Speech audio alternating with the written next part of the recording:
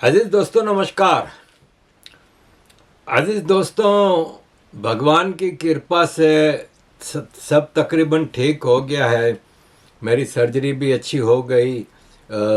उसमें जो जो रिस्क बताए थे छोटे मोटे कोई रिस्क नहीं आया। मुझे कहा था कि एक रात आपको रखेंगे, उन्होंने एक रात रखा। अगले दिन मुझे उन्होंने कहा कि आपकी अगर 2-3 बार यूरिन आ गई तो हम आपको घर जाने देंगे, वरना वही वापस कैथेटर लगा के भेजेंगे और फिर 1 हफ्ते बाद आपको वापस बुलाएंगे वगैरह वगैरह। लेकिन कुछ हुआ नहीं। नेक्स्ट डे मॉर्निंग मेरी यूरिन भी 2 बार आ गई और आया। मुझे इतना पेन भी नहीं था। उसने कहा 2 दिन तक ब्लड आएगा यूरिन में, तो वो ब्लड आया 2 दिन, लेकिन एज सच कोई प्रॉब्लम नहीं हुई। इसके बाद वो भी ठीक हो गया। अब ये है कि उसने कहा था 4 हफ्ते का आपको एहतियात करनी है, तो एहतियात कर रहा हूँ। वीडियो मैं इतने दिनों से नहीं बना सका ऑपरेशन के बाद अब तक। इसकी वजह ये रही कि वो दवाइयों में इतनी नींद या पता नहीं क्या था कि मुझे हिम्मत ही नहीं होती थी। सुबह उठता था 9-10 बजे, घंटे 2 घंटे बाद फिर सो जाता था, तो हिम्मत ही नहीं होती थी। तो यह है कि तकलीफ़ कोई ख़ास नहीं थी, बस ये है कि कमज़ोरी और ये सब था। तो ज़ाहिर है 2 महीने में एक अजाब में रहा हूँ। मुझे ज़िंदगी में हेल्थ के हवाले से ये मेरा सबसे बड़ा झटका था जो मुझे मिला। कैथेटर बहुत ही भयानक चीज़ होती है। ये आपको किसी काम का नहीं छोड़ती। ज़रा हिलजुल हो और आपको इतनी तकलीफ़ के चीखें निकल जाएं। मेरे लिए ये बड़ा भयानक तजर्बा था और यह है कि मैं गुज़र गया इससे। ख़ास तौर पे महादेव की मेरे ऊपर बड़ी कृपा रही है। आज से नहीं, जब से मैं महादेव का भक्त बना हूँ मेरे ऊपर स्पेशल कृपा रही है। और मेरी तो औकात नहीं थी कि मैं ये सर्जरी करा पाता।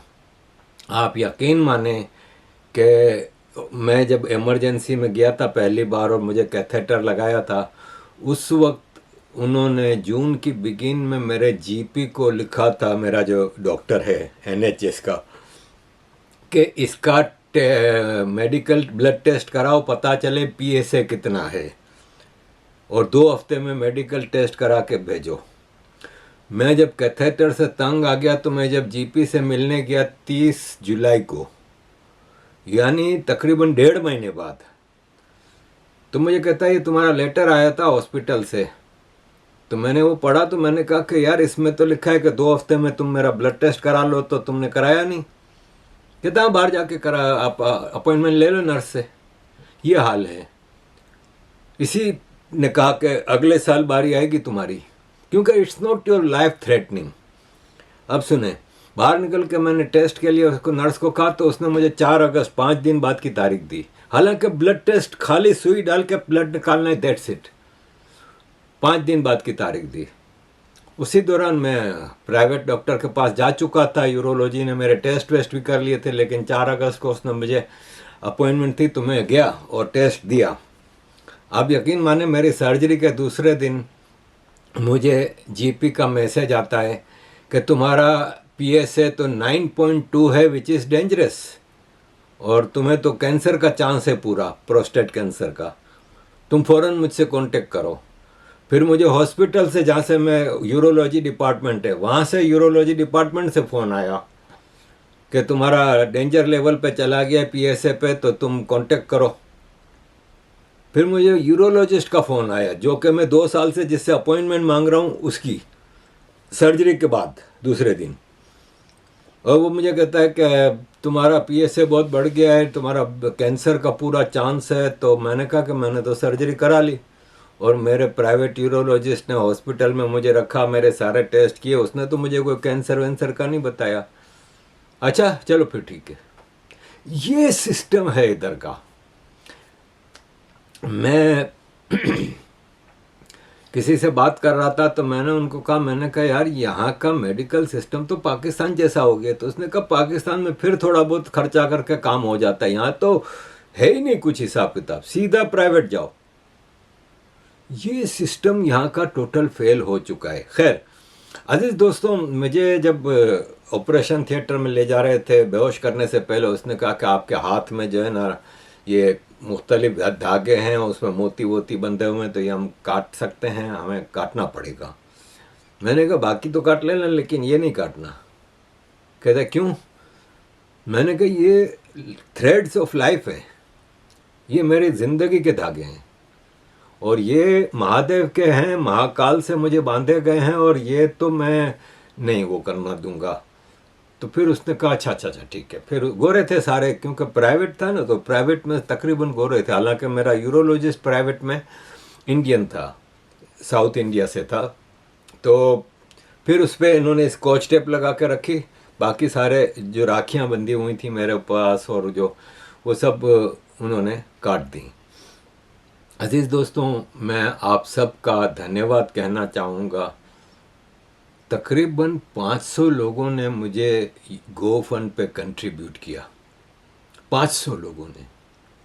मैं अपने एक मित्र हैं, उनका फ़ोन आया, वो पूछ रहे थे कि लोगों ने मदद की, हिंदू किसी की वैसे मदद नहीं करते, हमारे दरमियान ये बड़ा मसला है कि हम लोग एक दूसरे की मदद। मैंने कहा भाई 500 लोगों ने मदद की, और जितना मेरा टोटल खर्चा हुआ है उससे मुझे पैसे बचे हैं, तो उसका मैं आगे आपको बताता हूँ। तो बोले आपके 5.5 लाख फॉलोअर्स हैं यूट्यूब पे, 1 लाख फॉलोअर्स हैं ट्विटर पे, और 500 लोगों ने मदद की।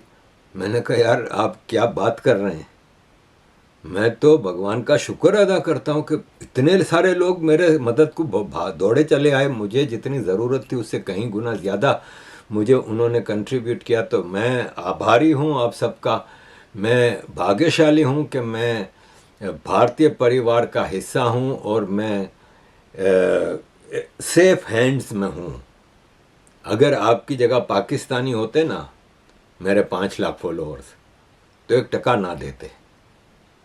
तो दूसरा, मुझे वो मेरे मित्र कह रहे थे कि आरिफ भाई मैं जहाँ तक समझता हूँ इसमें से कोई बिजनेसमैन नहीं होगा। तो मैंने कहा कि खैर अब पता नहीं चलता, क्योंकि गोफंड पे कई एनोनिमस कंट्रीब्यूशंस भी होते हैं, कई लोग जिनको मैं पर्सनली जानता नहीं उन्हीं के होते हैं, तो होंगे बिजनेसमैन। लेकिन हाँ, मेरा ये तजर्बा रहा है अब तक का कि वर्किंग क्लास, मिडिल क्लास, यही लोग हम एक दूसरे की मदद को आगे बढ़ते हैं।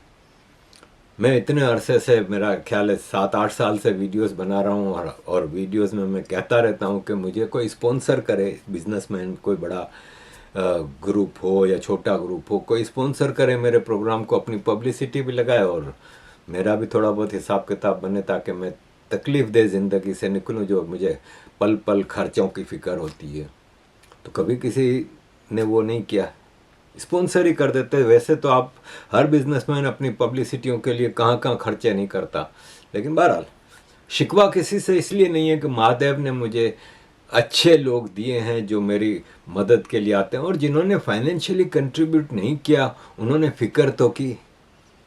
वरना आज के ज़माने में सगे माँ बाप की कोई फ़िक्र नहीं करता, सगे भाई बहनों की कोई फ़िक्र नहीं करता। मेरी फ़िक्र के लिए हज़ारों लोग प्रार्थनाएं करते थे। मेरी बहनें हैं जो मुझे राखी भी भेजती हैं, उन्होंने स्पेशल मंदिरों में जाके मेरे लिए प्रार्थना की है।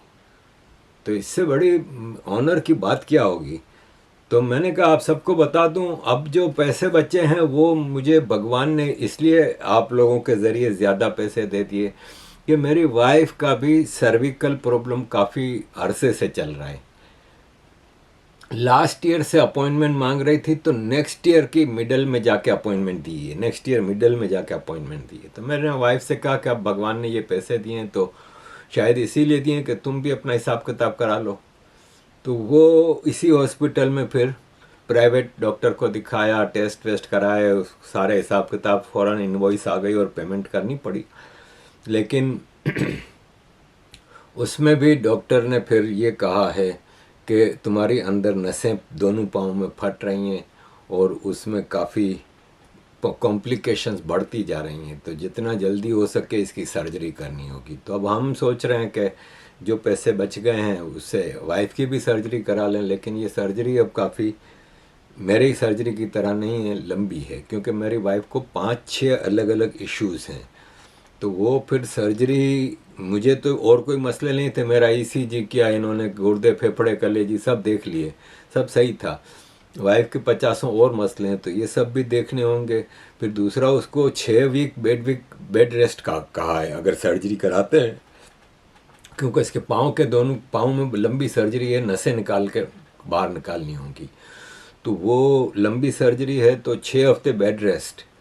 तो ऐसे में किस तरह मैनेज होगा वो अब हम सोच रहे हैं। लेकिन बहरहाल अज़ीज़ दोस्तों, आप सबका धन्यवाद मैं जितना करूं कम है कि आपने मुझे मेरी जीवन के सबसे बड़े मेडिकल प्रॉब्लम से निकाला है, और मैं बता नहीं सकता कि कितना आभारी हूं मैं आप सबका।